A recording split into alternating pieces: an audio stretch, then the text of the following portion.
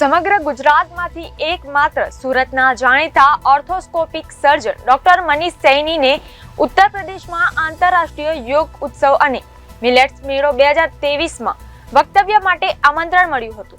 યોગ અને મિલેટ્સના લાભો વિશે પ્રેરક ઉદ્બોધન આપ્યું. સુરત યુનો દ્વારા વર્ષ 2023ને ઇન્ટરનેશનલ યર ઓફ મિલેટ્સ તરીકે ઉજવવામાં આવી રહ્યું છે. ઉપરાંત ભારત આ વર્ષે G20 સમિતિની અધ્યક્ષતા કરી રહ્યું છે.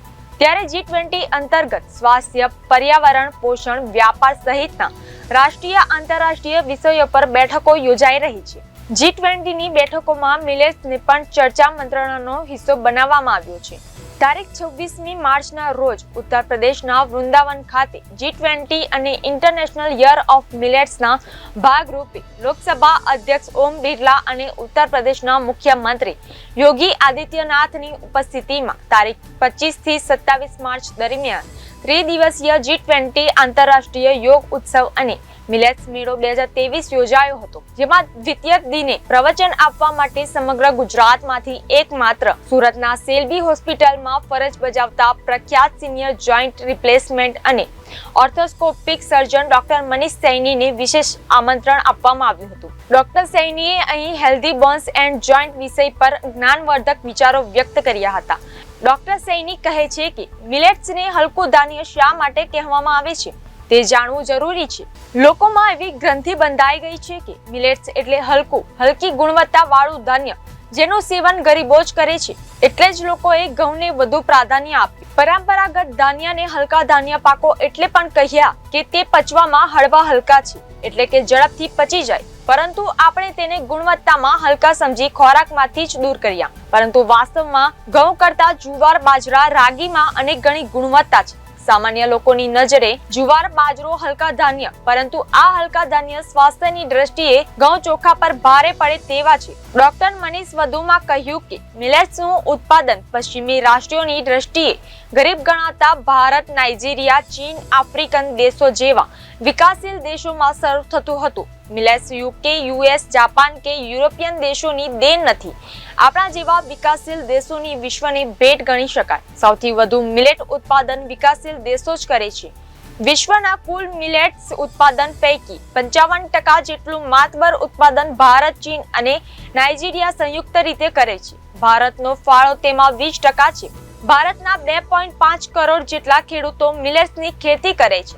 આપણા વડવાળાઓના મુખ્ય ખોરાક શ્રી અન્ન જ હતું. ડોક્ટર મનીષ સૈની જણાવે છે કે જે રીતે વડાપ્રધાન શ્રી નરેન્દ્ર મોદીએ આપણી પ્રાચીન યોગ વિદ્યાને સમગ્ર વિશ્વમાં વિશ્વ યોગ દિવસના રૂપમાં વૈશ્વિક સ્તરે માન્યતા અને ખ્યાતિ અપાવી છે, તે જ રીતે તેમના નેતૃત્વમાં ભારતના પ્રસ્તાવ અને પ્રયત્નો પછી સંયુક્ત રાષ્ટ્રએ વર્ષ 2023ને આંતરરાષ્ટ્રીય મિલેટ્સ વર્ષ તરીકે જાહેર કર્યું. ઉલ્લેખનીય છે કે સમગ્ર ગુજરાતમાંથી સુરતના એકમાત્ર ડોક્ટર મનીષ સૈનીને ઉત્તર પ્રદેશના વૃંદાવન ખાતે આમંત્રિત કરાયા હતા, જે રાજ્ય અને સુરત શહેર માટે ગૌરવપ્રદ બાબત છે. તેમણે હજારો દર્દીઓને ઘૂંટણ, ખભા, થાપાના હાડકાની રિપ્લેસમેન્ટ સર્જરી કરીને હાડકાની મુશ્કેલીઓથી ઉગાર્યા છે. હાલ તેઓ મિલેટ્સના ફાયદાઓ અંગે લોકોને જાગૃત પણ કરી રહ્યા છે. नमस्ते, मेरा नाम डॉक्टर मनीष सैनी है. मैं सूरत में शेल्बी हॉस्पिटल में सीनियर जॉइंट रिप्लेसमेंट और आर्थ्रोस्कोपिक सर्जन बतौर यहाँ 3 साल से काम कर रहा हूँ. इससे पहले मेरी सारी एजुकेशन दिल्ली की थी. अच्छा, अपना इस साल को G20 की अध्यक्षता जो है भारत को मिली और भारत की पहल पे इंटरनेशनल मिलेट ईयर का आयोजन किया गया, जिसके चलते हुए पूरे देश में काफ़ी कार्यक्रम किए जा रहे हैं G20 के बैनर के अंडर.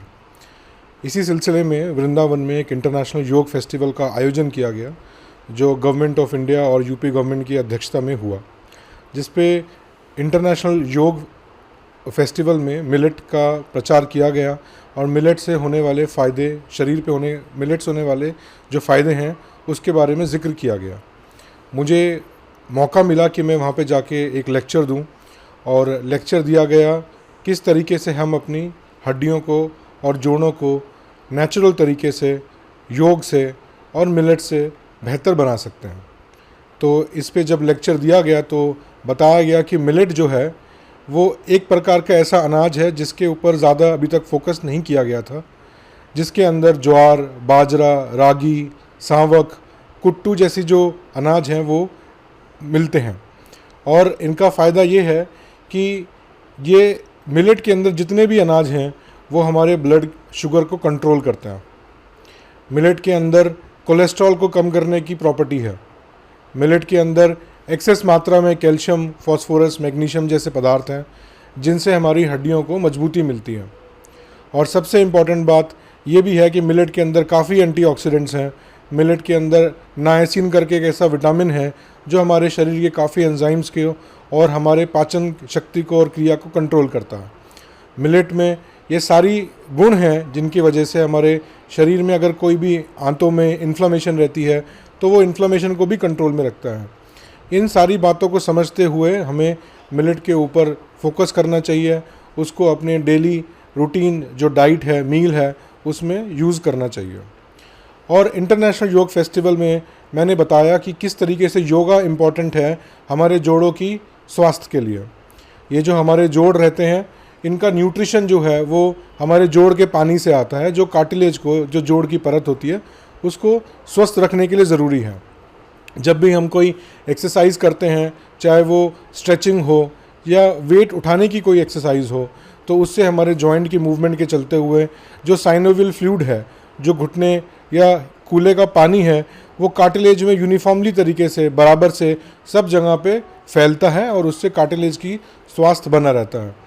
तो मुझे सौभाग्य प्राप्त हुआ गुजरात और सूरत की तरफ से कि मैं इस इंटरनेशनल योग फेस्टिवल पे जाके इस लेक्चर का प्रतिनिधित्व करूं, और मुझे काफ़ी खुशी है कि मैंने अपना नॉलेज और अपना ज्ञान जो है बाकी लोगों को दिया। और हमने खूब प्रयत्न किया इस बात का कि लोग योगा से और मिलेट से होने वाले फ़ायदे को समझें और उसको रोज़ नियमित रूप से उपयोग में लें। धन्यवाद। एक कोशिश और एक पहल है कि ये मिलेट के बारे में लोगों को जागरूक किया जाए, इसके फ़ायदों के बारे में लोगों को बताया जाए। तो मैं जिक्र करता हूँ कि मिलेट जो है ये डेवलपिंग कंट्रीज़, जो विकासशील देश हैं, ये एक उनकी देन है। और सबसे ज़्यादा पैदावार मिलेट्स की विकासशील देशों में ही होती है, जिसमें भारत भी सबसे इम्पोर्टेंट कंट्रीब्यूटर है। मिलेट्स के फ़ायदों का अगर हम जिक्र करें तो इसके बहुत सारे फ़ायदे हैं, बट ब्रीफ में आपको अगर बताऊं तो मिलेट का सबसे इम्पोर्टेंट फ़ायदा एक ये है कि इसका जो कंट्रोल, ब्लड शुगर लेवल पे कंट्रोल है, वो सबसे अच्छा है। इसका ग्लाइसेमिक इंडेक्स कम है। इसका मतलब ये है कि मिलेट खाने के बाद किसी को डायबिटीज़ होने का जो ऑनसेट है वो रिस्क सबसे कम रहता है। तो ये सबसे एक इम्पॉर्टेंट फैक्टर होता है अपनी बॉडी में इन्फ्लामेशन कंट्रोल करने के लिए कि हम अपना ब्लड शुगर कंट्रोल रखें। दूसरी इम्पॉर्टेंट बात यह है कि मिलेट से कोलेस्ट्रॉल लेवल कंट्रोल रहता है। तो कोलेस्ट्रॉल कंट्रोल करना और ब्लड शुगर लेवल कंट्रोल करना, ये दोनों ही इम्पॉर्टेंट होते हैं अपनी हार्ट की प्रॉब्लम को बचने के लिए। तो हार्ट की प्रॉब्लम को किसी भी तरीके से, कार्डियोवैस्कुलर रिस्क बचने के लिए, हार्ट की प्रॉब्लम से बचने के लिए अपना ब्लड शुगर कंट्रोल होना और अपना कोलेस्ट्रॉल कंट्रोल होना ज़रूरी है, जो कि मिलेट द्वारा पाया जा सकता है। तीसरी इम्पॉर्टेंट बात यह है कि मिलेट के अंदर प्रोटीन कंटेंट सबसे ज़्यादा होता है।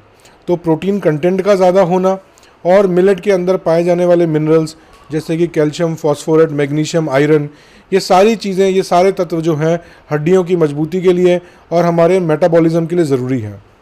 एक अलग बात यह है कि मिलेट के अंदर नायसिन नाम से एक विटामिन होता है।